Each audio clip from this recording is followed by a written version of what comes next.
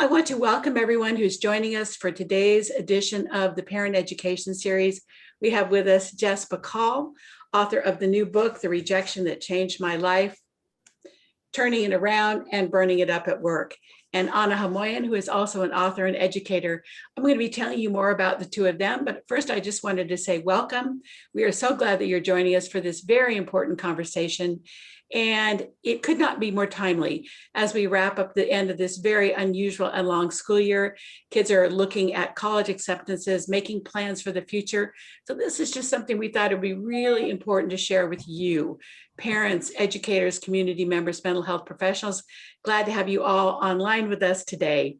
My name is Charlene Margot, and I'm founder of the Parent Education Series, now in its 15th year, and co-founder with my partner, Bev Hartman of the Parent Venture. Today, we're going to be having a conversation about the topic, the rejection that changed my life, helping kids turn it around. So I'm going to be talking with Jess and Ana, and then we really want to hear from you, the attendees. So if you have questions, we ask that you put them today in the Q&A button. This is a webinar format. If you have comments or you'd like to ask questions of just us, the panelists, please do that in the chat button. So comments and resource links in the chat, questions in the Q&A button. And if you would try to keep your questions kind of short, we want to get to as many of them as we can. So before we get started, again, I want to thank our sponsors, the Sequoia Union High School District, Sequoia Healthcare District, Peninsula Healthcare District, and nonprofit, the Parent Venture. We would not be here today without your support. So again, thank you for your sponsorship this year. So as I mentioned, this is going to be more of a conversational event today. So I'm going to be talking with Jess Bacal and Ana Homayoun. And then we really want to hear from you. We'll have a Q&A period of about 15 minutes at the end of our conversation. So put those questions in the Q&A. We have some questions that have come in earlier from you parents. So we're going to be getting at some of that this morning. Today's video will be available on our video library YouTube channel. We partner with the Boys and Girls Club of the Peninsula for our videography. So a huge thank you to them for sticking with us this year. The video library has become a popular resource for parents with more than 18,000 views, including 13,000 since COVID. So we know that this kind of programming is important. Actually, Ana started with us last March when this program went virtual. So again, thank you to all of you presenters who've been willing to go with us on this virtual journey. All right, let me tell you a little bit about today's keynote presenters. Jess Bacal is Director of Reflective and Integrative Practices and of the Narrative Project at Smith College. She leads programs to help students explore identity and find resilience in community. She also teaches a course called Designing Your Path, which guides students to consider questions like, what is your story? Where have you been? And where are you going? What skills do you need to pursue? What matters? Before her career in higher education, Jess was an elementary school teacher in New York City and then a curriculum developer and consultant. She received her bachelor's degree from Carleton College, an MFA in writing from Hunter College, and her Ed.D. from the University of Pennsylvania. She lives in Northampton, Massachusetts with her husband, 2 children, and 2 dogs. The important members of the family always come last, right, Jess? All right, let me tell you a little bit about Ana Homayoun. In 2001, Ana founded the San Francisco Bay Area-based Green Ivy Educational Consulting, an educational consulting firm that works with parents, educators, and students on promoting executive functioning skills, including organization, time management, and overall wellness. I will say that Ana was one of our very first presenters back when she had just published that crumpled paper was due last week. Ana, that had to have been close to, I don't know, 15 years ago, right? 12, yeah, 13, yeah, long time 13. ago. All right. She is the author of the acclaimed books, That Crumpled Paper Was Due Last Week, The Myth of the Perfect Girl, and most recently, Social Media Wellness. She is also the founder and executive director of Luminaria Learning Solutions, a nonprofit developing the Life Navigator Schools program, a weekly advisory focused on providing students the needed skills for social and emotional mobility, as well as social and emotional wellness. So welcome, Ana, welcome, Jess. I'd like to start today by asking you, Jess, what brought you to write this book? What about your life experience made you think that this was something the world really needed to hear about? Well, I have been at Smith for a while, for like 15 years. And a few years ago during a reorganization, I applied for a bigger job, and it was a big deal to apply for this job. It meant giving a public talk in front of my peers. It meant putting forth a vision for a new center and gathering references from people I knew at the college. And I was really kind of a wreck and so nervous about this whole process. I'll just tell you a very short story, which is that I hired an outside coach to help me with my public speaking skills. And on the day that I went and practiced with her, I drove back to Smith, parked my car, went to another practice session with colleagues who were supporting me, then went about my day. And when I got back to my car, I left the motor running all day because I was just so distracted. And then I found out that I didn't get the job. Someone else got the job. And I was very disappointed and a little bit humiliated because it was this public rejection in front of all these people I worked with and people who had supported me. But I also felt a little bit relieved, and I noticed that feeling, and it made me think maybe I didn't want the job actually. And it also made me think that the experience of being rejected was maybe more complex than we think. And I wondered if it would be interesting to talk to other ambitious people about their experiences of rejection. And I had this previous book about mistakes. And so it just suddenly came to me like, oh, this would be an interesting thing to ask people about rejection.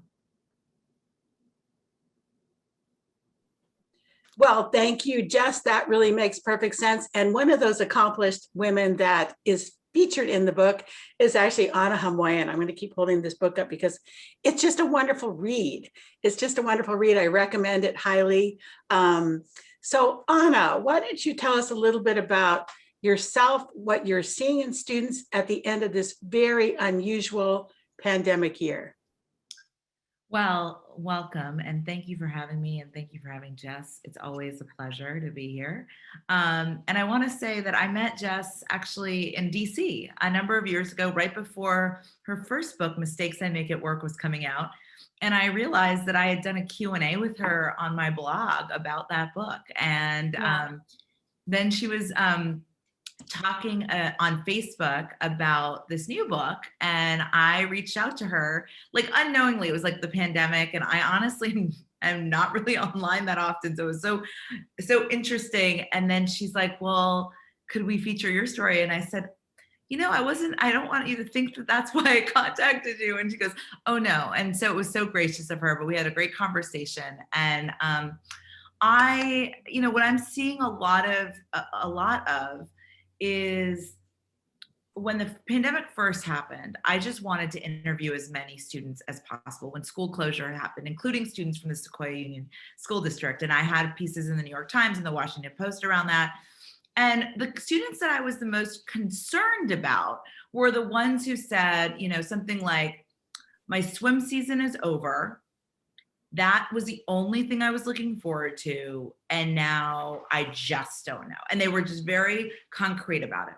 The kids, I was like, this is really great that they have these skills, but what's the difference between the skills students that have them is the ones that said, now I have time to do cooking or baking, or I've always wanted to learn guitar, but I haven't been able to. And they really were able to be malleable with what their options were in the moment. And I mean, obviously, we have asked a lot of everyone, particularly teenagers this past year, particularly teenagers who want to be social, right? And so one of the things that I saw a lot was students learning different skills, not just learning online and managing their time differently, but really looking at how do they interact with each other and the world differently. And they've learned, if they look back and we look back and we acknowledge and validate how far they've come and how much they've learned that we never put on a checkbox, or you should know this before you go to college. they've really come a long way. And we have to recognize that there are a lot of mental health issues that we want to address and be aware of, and not say this was all awesome and all silver linings, not at all. But I do want to I think the place to start is acknowledging and validating all that they have been forced to, but then they've adapted to in different ways, but also how this is really an opportunity for them to explore and develop their systems around what I call buoyancy. How can you bounce back when something doesn't go as planned with less time or energy, right? Resilience is that you bounce back. My idea of buoyancy that I talk about in the Myth of the Perfect Girl is how much time and energy does it take you to bounce back? And we have to recognize it's going to take people time, and we don't want to say it shouldn't take you any time, but we want them to be aware that, like, how do we navigate that? Well, and Ana, that's such an interesting point, because we know that resiliency doesn't just mean that you go back to where you came from. It means that it can be a transformative process, right? But you need to be buoyant in order to get yourself back, not just on the bike. It may be a different bike. And I think the pandemic has shown lots of kids that there may be things that they're interested in that they never considered, right? Right. And that they, you know, if option A isn't available, option B, C, and D may not be as much of a big hurdle to even look at. And that's what we're trying to help students navigate in this time, because again, I don't know that this upcoming school year, we won't have stops and starts of different forms, or we might be in hybrid, or we might have different things that are going to continue. We just don't know. And so what are the things that we can say, hey, you know, it's almost like they found out that there's 10 different options on a bike, not just 2, or something like that, when you think about it that way. Really true. So Jess, we all want to protect our kids, and you're a mother, from pain and disappointment. We want them to do well. We want them to succeed. So how can rejection be a good thing when it represents disappointment or something they'd hope for? Yeah. I mean, I think that people need to build muscles for dealing with rejection. And I've talked to my college students this year about the idea of rejection push-ups, about actually, we had a little workshop where they were supposed to go out and try for things where they might get rejected. And we called these, you know, and I said, you know how with the push-up, you might start on your knees and just, you know, because that's easier. You could start with a small rejection, like, you know, we brainstormed and they came up with things like, see if my friend will give me a ride to Trader Joe's, or, you know, ask my professor for an extension on a paper. That might actually be a little bit of a big. But you actually ask students to go out and try to get rejected. Try to get rejected, yes. And you know what, this is just the first time I've run this workshop. It was really small, but at least one student came back to me. She emailed me and she said, hey, I want you to know I just did a rejection push-up, which meant to her she had applied for something and she got rejected. So she was using that language about building muscles, you know, rather than seeing it as something that's, you know, means something terrible about her or is the end of the world. And I guess, you know, she's terrific. And if my own kids could become as resilient as that, I think, and see rejection as, you know, this is something that happens to everyone. And it makes you stronger. In my research, I found that it can also make you more creative. It can take you down new paths. I mean, there's all kinds of benefits. And I think it's so hard when it's our own kids. You know, we might know these things for ourselves, but for our kids, yeah, we want everything to be good. We want them to be happy, and we don't want them to get rejected. But I do think that there's value if we can figure out how to talk with them, how to help them process rejection in a way that's healthy. I think it can be really useful. You know, before the pandemic, and Ana, I know we've talked about this, we used to worry that kids had maybe not gone through enough troubles or struggles. But I think the pandemic has changed all that. We can literally say that every family, every child has experienced disappointment, setbacks, right? So in the long run, do you both think that this pandemic will be helpful for kids? Ana, I'll let you start. I don't know if I would use the term helpful, but I do think that the research that exists about children that grew up in different times that were tough in some way, they have done quite well, and some are quite, I mean, they're quite happy because some of their reflections and their way of looking at things is like, I can't go back. So here are the ways that I'm going to go forward. And that's really what we're hoping for all our children as they grow to adults, right? Like the idea of it's good to process the experience. We need to not pretend it doesn't happen, especially when it's something we're disappointed about, right? But an example that I'll give that's pretty light when we think about the unhoused and the people that are food insecure and all those things, that a lighter example, right, is that you don't get into the college of your choice. Now it depends on who you are and what that looks like. But why I say that is a lot of times I've been doing this for 20 years and I'll get an email from a student. And I just got one I was just thinking about this before the talk. I got one this past few months, and this kid was just upset, didn't get into one of his first choice schools.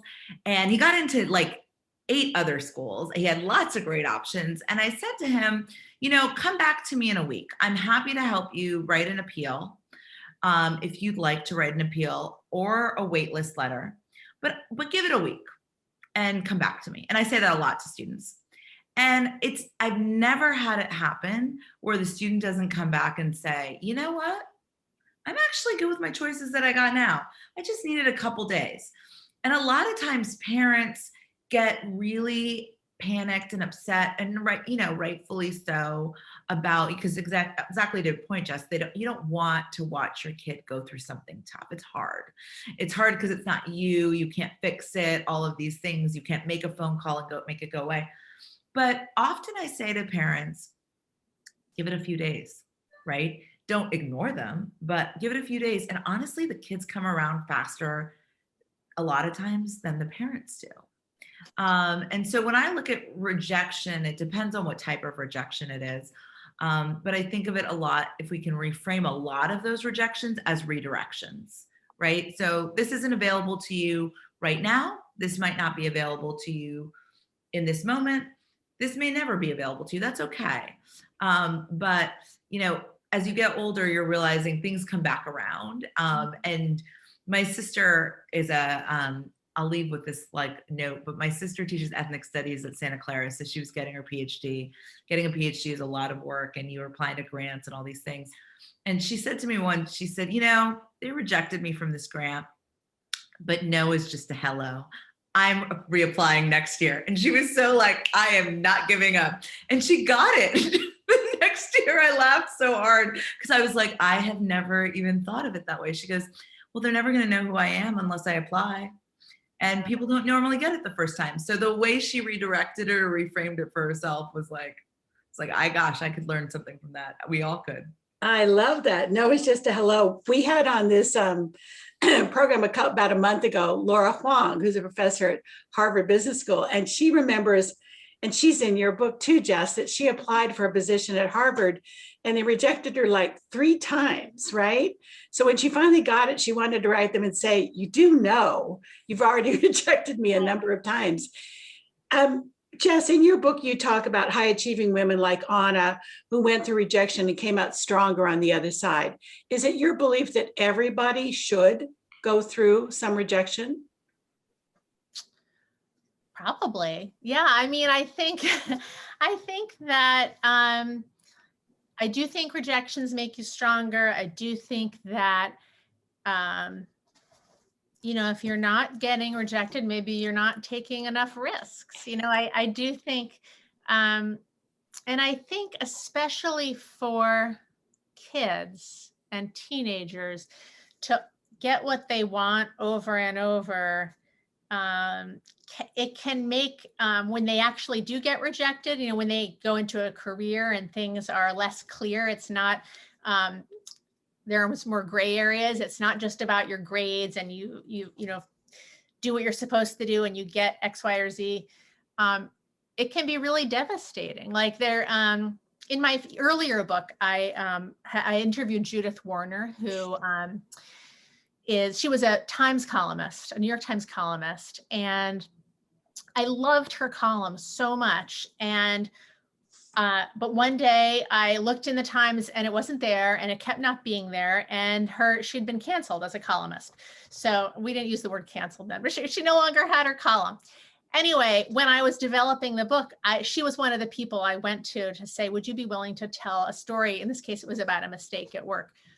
And she said, yeah, and maybe I'll tell about not getting losing my job at the Times, but I don't know, because it's really fresh.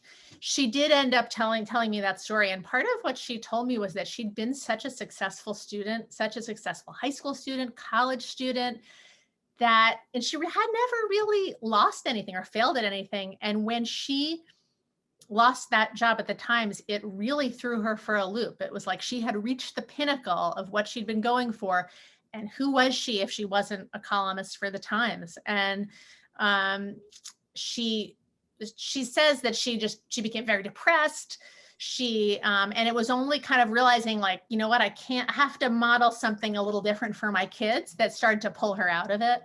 And what she came to eventually was work that was much more purpose-driven for her, where she wrote a book about kids and mental health. I mean, she's done some great projects since then, and projects that really where she really connected with readers and was providing information that was so helpful to them, and that's been so meaningful to her. But she's someone who had never been rejected, and she talked about it as like this was a problem, because it really hurt me when I then was. I mean, I used to tease about, we're going to be sending kids to grit camp because they haven't experienced enough hardship. Mm-hmm. Ana, at this time of year, we used to talk about the kids who didn't get into the #1 elite university they wanted to get into.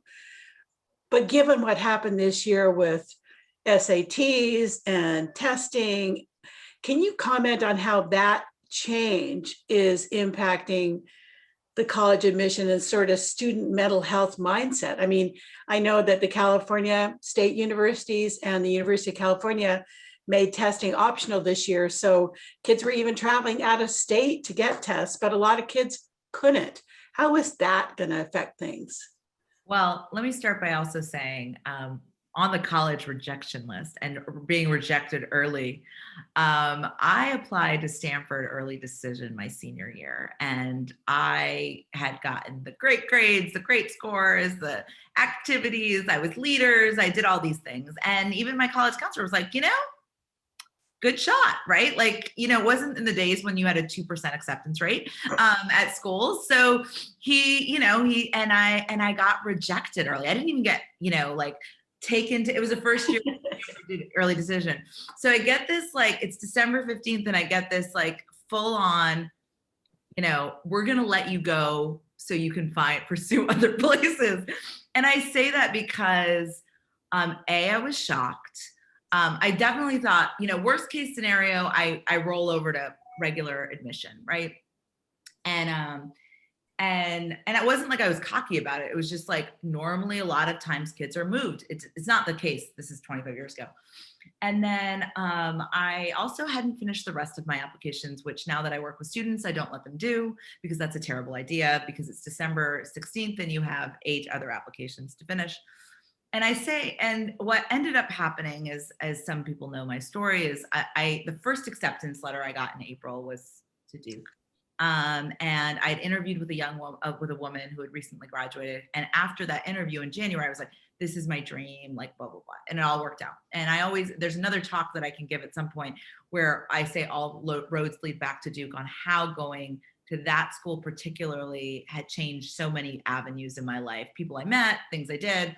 So again, that idea of rejection, because I was really devastated, because I was like, look, I've done everything right. I never got in trouble.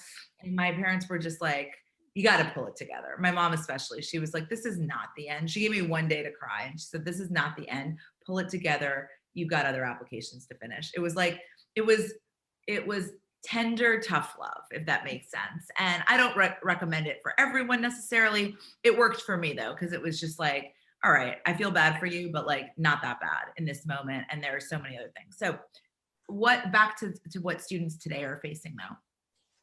You know, I think the big thing for everyone around the college admission process right now and rejection and the application and everything changing is this sense of uncertainty. Like we always felt uncertainty before, right? This is the first time for many people that they won't know where they're going next year, right? If you went to, you know, you were in Sequoia School District your whole life, you knew what the pathway was. You went to Hillview and then, you know, wherever you went. And there's that uncertainty. For a lot of families, there's a financial uncertainty. Will we be able to afford things in a different way? Like, what's the distance going to look like? And in addition to that, now there's an application uncertainty. Like, different schools are accepting different things on their application. Like, and I'm specifically saying the UC and the CSU, which are not going to be looking at test scores next year. And, you know, the reason that I explained to a lot of people is there are a lot of people who were not able to take tests, even this June 5th coming up. You know, I had a lot of students that were told 2 weeks ago, sorry, your test is canceled. There are no other options. And so that doesn't really bode for an equity fairness issue. If you really, you know, you had 3 tests in a row that were canceled, so you just can't even take it. But what does that do for our students as they navigate this? It's a really good opportunity for say, what can you control in this moment? You know, you can control how you engage with your school and community. You can control what you provide to teachers if they have to do a teacher recommendation for certain schools. You can control the story, the narratives that you work on in telling your story, whether that's for the UCs, the PIQ questions, or the essays, and help them focus on creating the best application for them. Because here's what happens, what I find. I say to my students, I want you to leave it all on the table. I want you to come up with the best possible application that if you don't get in, you gave them the best you could. And I actually think for so many students, and I've seen this over and over, when I ask them that question, is this the best application you possibly could do? Yes. There is a confidence there that's like, if they don't take me, they don't take me, but this is my best. And that is really a way to approach it because there's stuff we can't control. Every university is saying, you know, a lot of these universities are saying, we could fill our class with the top, you know, the 10 different times and be great. It's not the kids, they're amazing. It's the space. We haven't expanded our freshman class. So the piece around that is, again, turning this preventatively around the elite college or the college acceptance, all that. What can you control in the moment? And understand that, you know, there are pieces you can't control and that's okay. But if you can put the best possible that you can, that gives you confidence to say whatever happens, I'm okay with.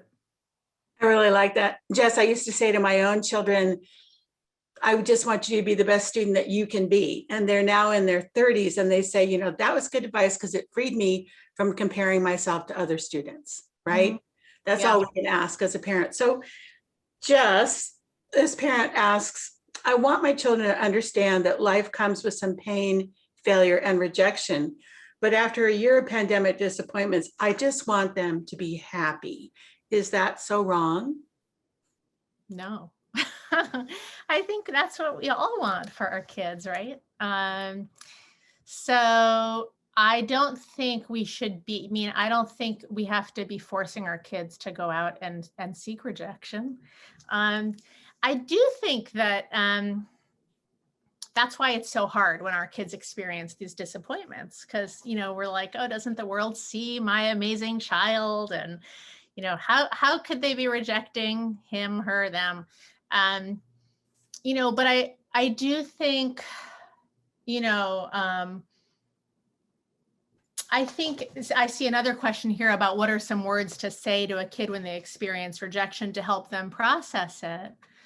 And I think, you know, saying like, look, showing that I think a lot of what kids want is their parents' respect and knowing like they're not less of a person just because this college or whatever rejected them. Like, and so I think as parents to not get over involved in the emotional piece and to be able to show our kids like, you know, you've done so much good work. You know, I really respect the work you've done. And I think you should feel good about it. And just, you know, as Ana's saying, like, it's a numbers game. So you just because this place, in a college or whatever didn't, or a fellowship didn't accept you, it really is not a reflection on you or your good work. And then, if there are, of course, rejection can be data as well. So, I think the important thing is to, you can sit down with your kid and ask, if they are upset, what is the piece that is so upsetting? Like, what is the piece that they really,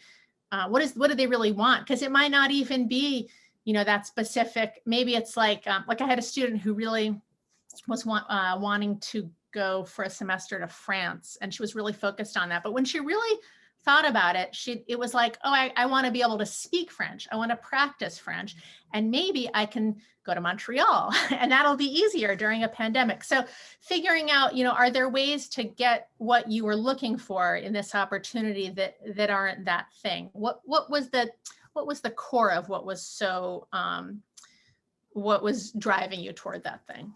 So, and Jess, in terms of that question, what are some good words for parents to say to their children? You would say, be direct. I'm putting words in your mouth, but what would you say? Would you say to a kid, I know this is really hard for you. What would you say if it was your daughter?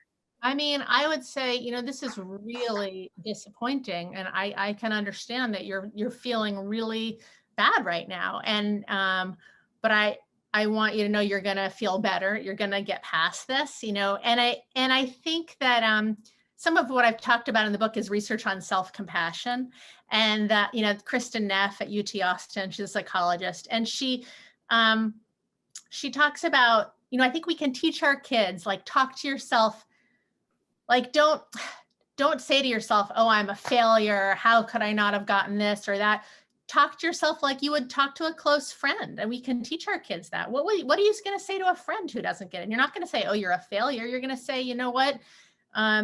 You did your best work. Like, it's going to be okay. Hold on, I just have to plug in my computer. Sorry, I'm like ducking down in the middle of the, the other pieces of self-compassion are universality, that, everybody gets rejected, and that it can feel so isolating when this kind of thing happens to you, but helping your kid know, what, this is part of what makes us human. These kinds of things happen. There's kids all over the country, and in fact, all over the world, who are experiencing this right now. And it's disappointing. So talking to yourself like a close friend, universalizing the experience, and also just like allowing for some mindfulness, like, yes, it feels really bad, and just allowing yourself to experience it. But also, like, what we have as adults that our kids don't have is, like, we know things change and it's going to get better. So, yeah. I could not agree more, Jess. There's a nice comment in the chat here from someone who says, true happiness can come from knowing you'll be okay no matter what, not just if the world lines up with the way you want it to go. And I think that's our job as parents, is helping them know it's going to be okay, because it can feel, they get so invested in this happening or that happening.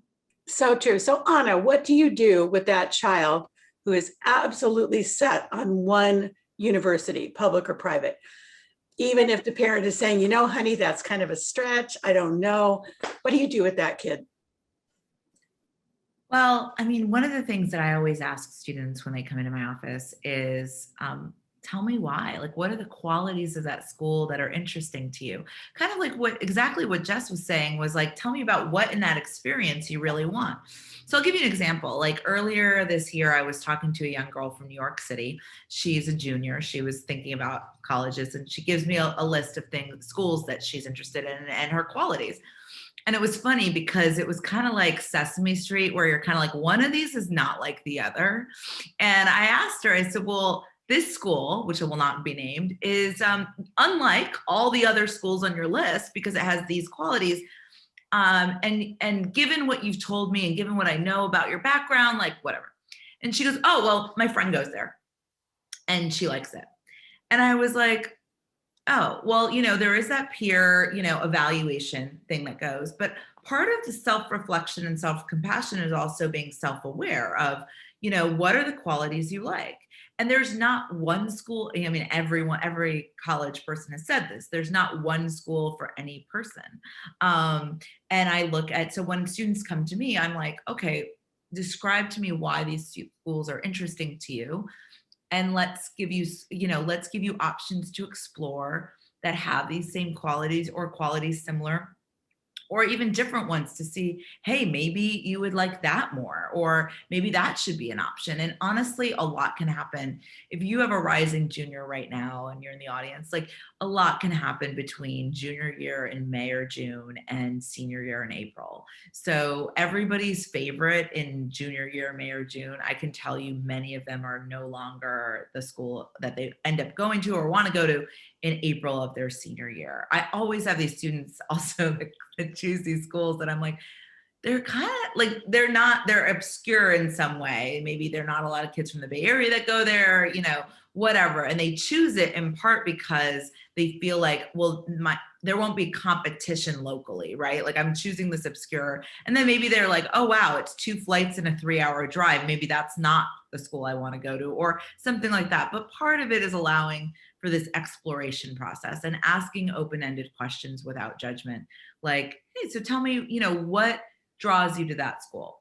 And right now in COVID, like with COVID, I'm meeting with a lot of students who they haven't visited very many schools for campus, or they've gone to campuses and there's no students on campus, right? So we're having a generation of students who are going to rely more on their college counselors or school counselors, other resources, maybe, and online tours is great because I recommend students take one every other day so they don't all look the same. I mean, because it now is a way for students to demonstrate interest, even if they can't physically be on campus, which really levels the playing field in a lot of ways, because I wasn't able to visit campuses before I applied, so other than local ones. And so that's another thing to think about, looking at that idea of qualities. Absolutely. Great advice. Jess, so a parent asks here, a lot of time rejection can be due to too high of expectations from yourself or your parents. How can we help kids make reasonable assessments and work hard to pursue them? I mean, that's a really good question. Too high expectations from yourself or your parents. I mean, I think that, all we can do over and over with our kids is help them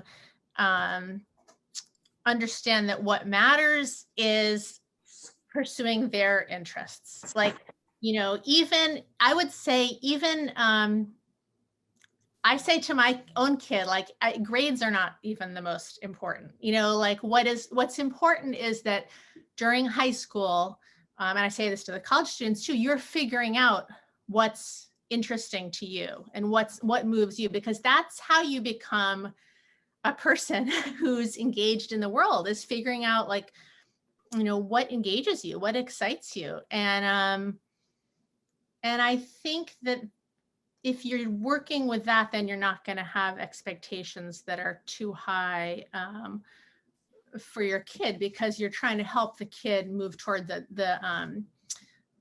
things that they're interested in. I mean, I don't know. I have 2 kids who are totally opposite, and I do have a rising junior who has very high expectations for himself. And, part of our work has actually been to be like, you don't have to get all A's.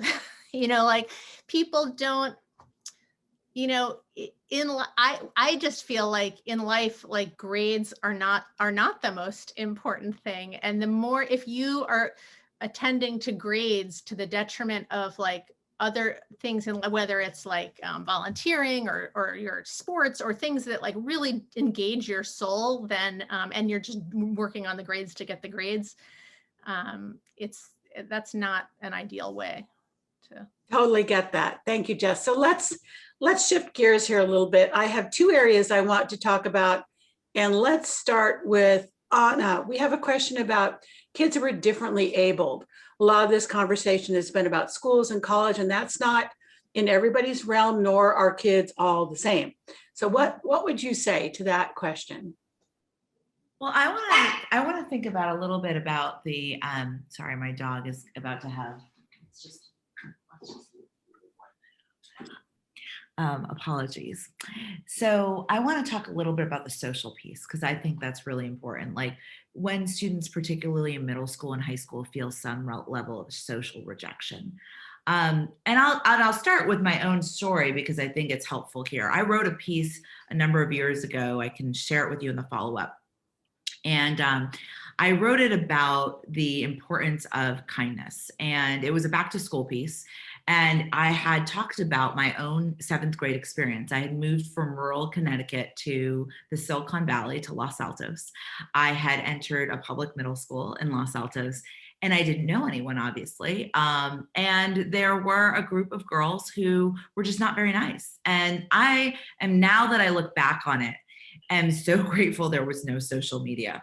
I mean, the weirdest things would happen, right? Like they made out a song out of my full name, which would be totally inappropriate right now, right? Like to use someone's different law, my full name, and all sorts of things. But so I wrote this piece and I really called it out and I named it. I was like, because here was what happened. A number of years later, I was in my early 20s in San Francisco, and I ran into basically the one that was the ringleader. She basically said, if you invite Ana to your party, I won't come.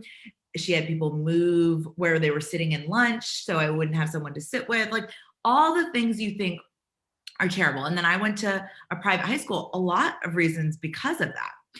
And the reason I give you all of these examples is because she then came up to me in our early 20s. We were at a yoga class, to be honest. And she says, hello. And I'm nice. And I say hello. And a week later, she comes up to me again and she says, hello. And I'm like, I'm in my mind, I'm like, why is this girl even talking to me? Like, I mean, and she said, I really need to apologize for how I treated you. And it was terrible, all of these things. And what I remember about this moment, what I talk about a lot with kids, is that she had felt some level of regret with how she had behaved. And I never had any regret with how I behaved. And so sometimes the way to help students process meanness, because not everything is bullying either, because I honestly didn't think of it as bullying. I thought of it just as meanness. How I reflect on the moment is meanness, is how can you live a life without regret? And how can you find what I call multiple clusters of connection? So whether or not somebody in school accepts or rejects you is not the be all end all. Can you find people in school, out of school, in different communities where you feel a sense of belonging? For some people, that's online, to be honest. There have been online communities that we know for parent portals have that these are my people. They understand what I'm going through. That's great. And that's why I talked about that in social media wellness. Our goal for our children is that they feel a sense of belonging and community so that the rejections that you might feel socially don't feel like the be all end all. If something doesn't work out in your friend group or peer group at school, that you have multiple places where you feel a sense of belonging. It used to be like you might have had your summer camp friends or you had your cousins. So, but a lot of times with social media, sort of that's flattened because you keep in touch with everyone at once. And there's this likes, loves, comments, and that have become this barometer of popularity that then adds another layer of feeling rejection. But to end that story is really actually quite odd. A week ago, I got an email from one of the other girls in this group who said, I've been following your career. I'd really like to connect with you about, my child, actually. And so I got on the phone and she said, she started out by saying, first of all, it's really great to talk to you. And honestly, I want to say what an amazing friend you were in middle school. And I was like, really? I didn't really think, but anyways. And then she said to me, people treated you terribly. And again, this idea of how do we help kids live a life without regret? So whether they're being socially rejected or not, wherever they are, I think we all have this obligation to say, how can we be more inclusive? How can we create communities now that we go back to school?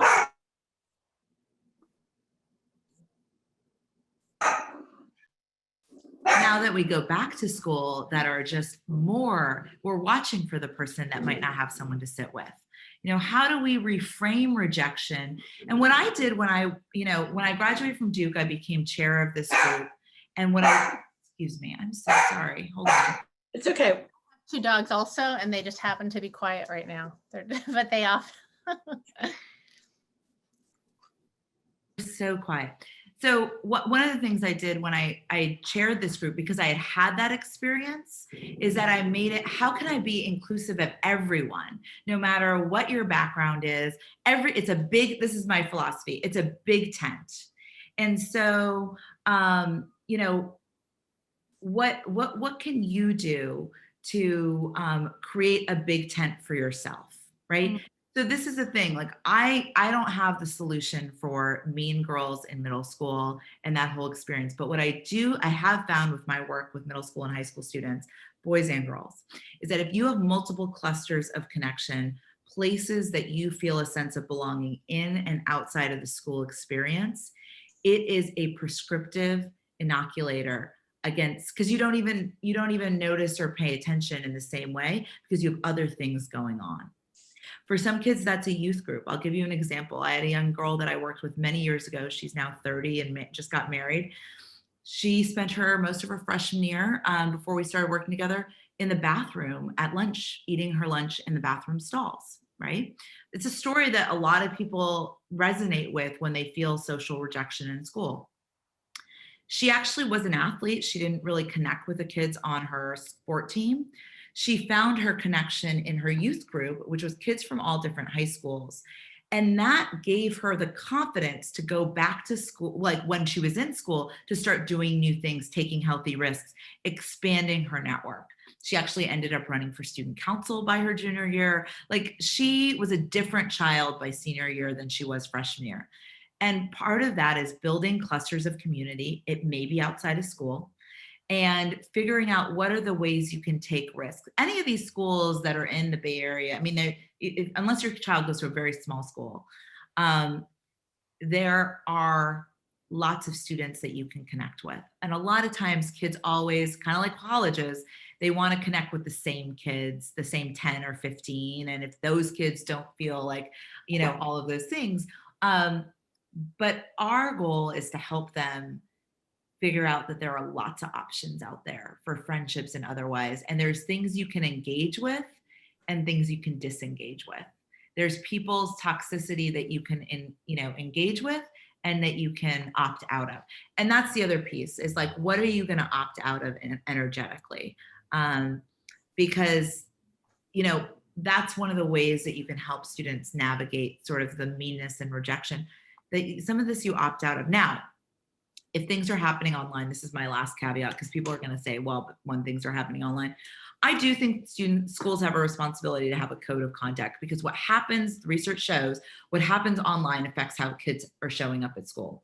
So if things are happening online that affects how you show up, your kids are showing up at school, then that is another conversation. First and foremost, what do your kids want to opt out of? That means followers, cultivating their feed. That's a whole nother story socially. But then the other piece is what are the things that, what are things that maybe schools need support on identifying, that can help understand, what does social rejection feel like online? How can we talk to kids about this? And how can we give kids tools on whether they're, depending on where they are in the experience, because I think that's really important as well. Oh, sorry. I was just going to build on what Ana said, that, I do think that the schools and teachers have responsibility. And I think sometimes parents they want their kids to be resilient. They want their kids to learn to stand up for themselves. But it really is the school's responsibility to create a community where people are kind to each other. And, I am a believer in, like, and I was a teacher and my husband's a teacher, reaching out in as kind a way as possible to the teacher and saying, you may not realize this is going on, but my kid is having really hurt feelings, or this is interfering. And I think there's only so much kids can do without support from the adults around them. I agree. And one thing I also say, so I saw in the comments, and I do want to address this. So in middle school, when at school, this is a comment from our panel, a person in the audience, and I want to address it. So in middle school, when at school, it doesn't matter if kids have a connection with others elsewhere. In fact, rejection at school impacts their ability to connect with the kids outside of school because they are feeling down on themselves or shy, not worthy. I totally understand that. I don't always think that's the case. And I will also say that every child is different. But what I have seen is, so for example, I've had students have a tough time in middle school and take the summer and go to a camp that no one at their middle school is going to go to. Maybe it's far away or all of those things, and have a fresh start and a new experience.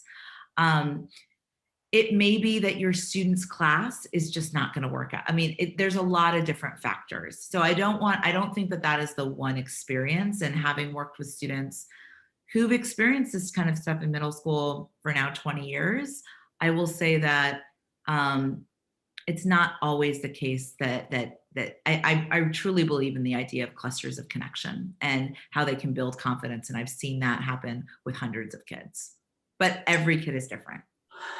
Thank you, Ana. All right, so we have just a few minutes together. I'm going to shift gears one more time. This is the question I know I had, and this is also just came in from one of our audience members. What would you say to a teen who's been rejected romantically? He's not particularly interested in talking about it, but I know it really took a hit on his self-confidence.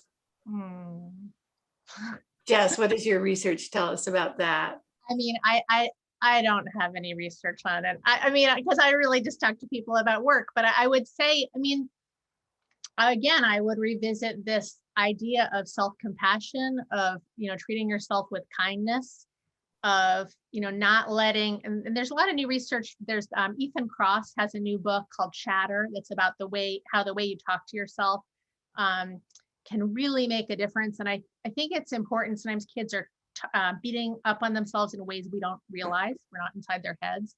But I think really encouraging your kid to be kind to themselves and to understand that this is a universal experience, that romantic rejection happens to everyone. It feels terrible, but they will get over it. And that it's, it may not be building muscles for dealing with work or school rejection, but it is kind of broadening your capacity to feel and your experience of different kinds of feelings that are in the world. I mean, it's part of life.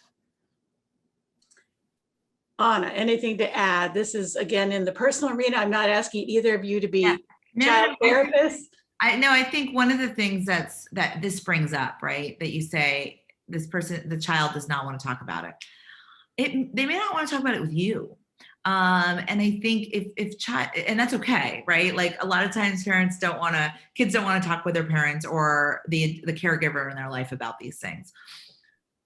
If you can also see, does your child have what I call clarifiers, adults that you trust that provide a sense of clarity, that they would likely call with something like this or talk to. And in my office, what we do is we have students identify when they first come in. As part of this workshop, we do supporters and clarifiers. Supporters are peers that are supportive and positive and kind. Clarifiers are adults, and they could be a parent, but they could be a coach, a counselor, an uncle, an aunt, really anybody. But and the goal is that adults identify them, that kids have these people. I think these are important for kids who are navigating friendships as well, because they might not want to talk to the people who live with them 24/7 about it, but they may want to talk with someone who's not a peer, right? This is especially important for romantic relationships when kids are in middle school and high school, because, and I'll never forget this, where the 7th grader is like, yeah, I'm not going to ask my parents about that, but like I'm getting advice from my friends. And I'm like, do you really want to get advice about romantic relationships from another 7th grader? Like, and I didn't mean it in a despair. I was an open-ended, non-judgmental question. But then she kind of was like, yeah, they're probably in the same, like about the same place I am about this. So again, making sure kids have adults that they can turn to is really important. And finally, I think I want to bring home this point, around meanness and social rejection, because that hits a lot of vulnerabilities. The goal is to help kids feel like there's a big tent that you can welcome people under.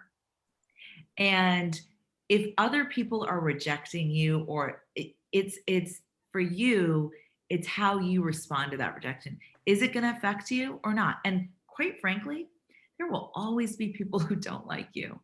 Now, the meanness part and the fact that you have to see them every day, that is a unique factor of school, which is not awesome. And we have to acknowledge that as adults, right? If I don't like someone or someone's terrible to me, I don't necessarily have to voluntarily like see them every day, right? So that piece is important. But figuring out, you know, if students have 1 to 2 to 3 friends at school in their grade level or in another, many times that's what they need to And get. you know, that reminds me, Ana, my partner, Bev Hartman, who spent many years being at Stanford, and this advice is good whether you're 4 or 14, is sometimes you need to say to kids, then you need to find friendlier friends. That's a great. It's one of my very favorite expressions. You need to find friendlier friends. Thank you, Bev, for that one. All right, we have a couple of minutes together, so I want to ask each of you, after this very long pandemic year and everything that we parents and kids and teachers have been through, what gives you hope? What are you looking forward to? I'm going to start with you, Ana. There's actually a lot that gives me hope. I am really hopeful with students' curiosity. I just spent the morning with the New Schools Venture Summit, and I was hearing about from students who were saying, you know, let me tell you how I want school to be designed. And their ideas were fabulous. A student who, you know, has a disability, who was telling me about how he has really just been able to now do all of these things, that it's far more accessible to him since Zoom. Students in Daly City, to all the world. I mean, they're just so interesting, and they really want to design, kind of to Jess's point, they want to design their life. And now this pandemic has said, oh, there's not one way to do the school experience. And we can kind of figure it out even if option A doesn't work. So I think that, you know, I feel like I've done this for 25 years and I feel so lucky that when you talk to teenagers, it's hard not to come away more hopeful. And I really do believe that. Thank you. Thank you, Ana. Great answer. And again, this is Jess Bacal's new book, The Rejection That Changed My Life. Really recommend it. The stories to me inspired me to go and talk to my kids, and they're adults. So many things in here that are relevant for parents of children and teens. Jess, what gives you hope today? I am politically active teenagers. There was just a great piece in the New York Times about 16-year-olds in Massachusetts in what we call the Markeyverse, students, young people who campaign for Ed Markey, who's one of our senators, and are going on to campaign for other candidates whose views they believe in. And that they, you know, the article talks about this one girl who's done amazing work on social media, and her dad was upset that she was getting a C+ in a math class. And I thought, like, I feel so hopeful that she is prioritizing this important work over her grades. So yeah, just teenagers, it's true. You can't be with teenagers and not feel hopeful. So true. Well, thank you so much today, Ana Homayoun, Jess Bacal, for a wonderful conversation. It has been great. Thank you, everybody who was with us today, made wonderful comments, asked wonderful questions. Take care. Best wishes to y'all for the end of the school year, and stay well. Hope to see you soon. Bye-bye, everybody. Thanks for joining us today.